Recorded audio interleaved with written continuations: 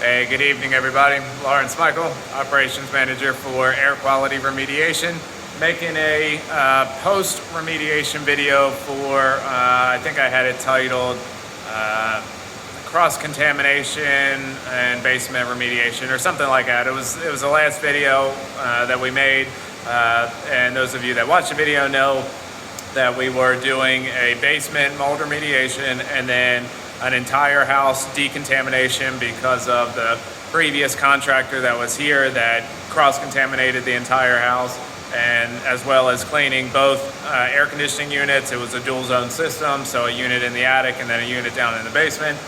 We were cleaning both units, all the ductwork, all the vents, so the entire house from top to bottom.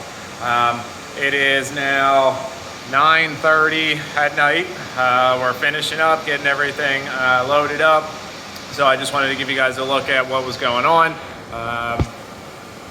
It was a long project. It took longer than we anticipated. It took an extra day longer than we anticipated, but that's okay. You know, the goal was to go throughout the entire house, decontaminate everything, make sure that the entire house was safe for the new homeowners and their children to live here. Again, harping back to the pre-remediation video that we made, there was an air sample test done in the house as well as the basement that showed Stachybotrys scores. I've already talked about Stachybotrys and black mold in other videos, so I won't, go into that again. But the air sample test showed that there was Stachybotrys in the basement and then on the first floor. So it was imperative that everything was done, per the IICRC standards. And we made sure that, everything from top to bottom, back to front, every item, every surface throughout the entire house was HEPA vacuumed and sanitized with an antimicrobial solution. Now, we do that all the time, so it's really no difference in our scope of work, but it's just even more critical because of the type of mold that was found in the air sample test. So this is the first floor. There's really not too much to show other than maybe, the air conditioning unit vents that were really bad. The painters have already started in here, so they've already kind of gone through, put all their, lay down mats down, set up their ladders. I know they already started painting some stuff.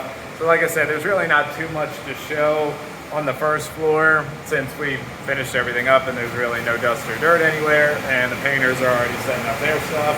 But we do still have our air scrubbers running throughout the house.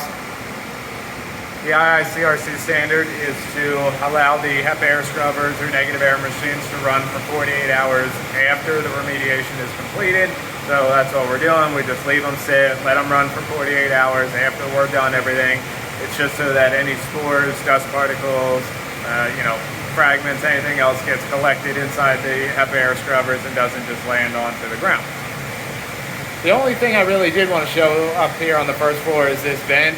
This main return vent was really, really dirty and nasty when we first got here. And now it's nice, shiny, clean. That's really the biggest thing to show on the first floor. There really wasn't too much visible mold growth or dust or dirt on the first or second floors to show. That's going to come across on video, so there really wasn't too much to show. But we can go down in the basement and check that out. We still have our containment door up, and we still have negative air pressure established down there, just like we talked about. So as we walk down the steps,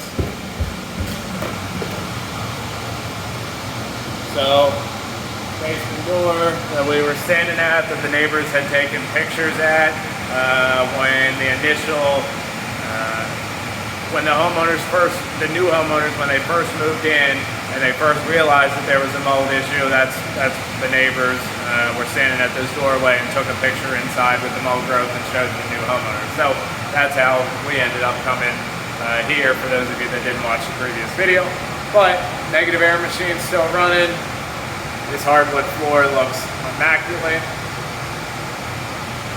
You can see here where we cut out the mold affected drywall. And not over here, so let's go on this side. Yeah, this flooring looks really good. Everything same down here as it was upstairs. Everything got HEPA vacuumed and sanitized. as well as the mold affected studs got encapsulated with an antimicrobial sealer.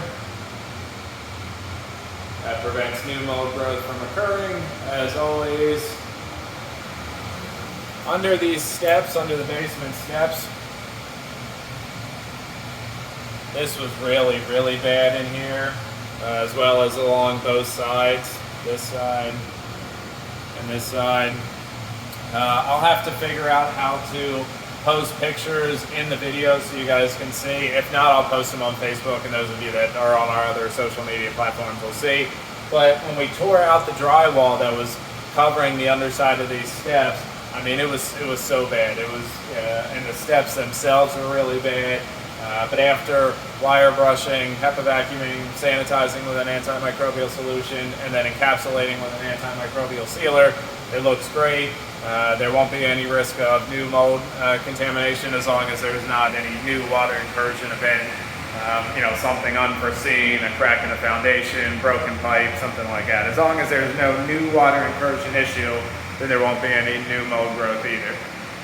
We only had to take a little bit in the bathroom and then this wall here, but the majority of the bathroom was still intact. And let's see, I know this vent right here had visible mold growth on it. That's all been decontaminated. And then on the finished side of the basement, again, everything from top to bottom has all been decontaminated, HEPA vacuumed and sanitized. Air scrubber still running in here. This side right here, so backing up against the steps, this is the drywall that the previous contractor just put up to cover up the fact that there was moldy drywall there. They tore the moldy drywall out. There was mold affected studs, and all they did was just put new drywall up over it to cover it. And they didn't even replace all of the mold affected drywall, just some of the mold affected drywall.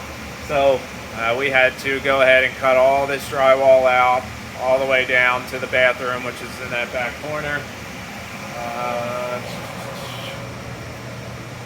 Clean this air conditioning unit, all the coils. So not only now is it decontaminated, not only is it clean and able to be turned on and cycle through the house and not have any cross-contamination issues, but because the coils have all been cleaned, it's now more energy efficient, has a lower carbon footprint, all of those good things. A clean air conditioning unit with a clean fan, clean coils, uses less energy to run. So it saves you money on your energy bill every month, as well as, like I said, has less of a carbon footprint. Studs still encapsulated. And there was mold on PVC piping throughout the basement that we found, which is also common. But by HEPA vacuuming them and sanitizing, it comes right off. But it is something that we find all the time, is that PVC piping likes to have mold growth on it. So that's about it. I just wanted to show you guys what everything looked like when we were done. I know you guys can't smell anything through the video, but it smells super clean down here. It smells like a hospital. Sporecidin and Benefact Decon 30 are the antimicrobial solutions that we use. We do have other things that are more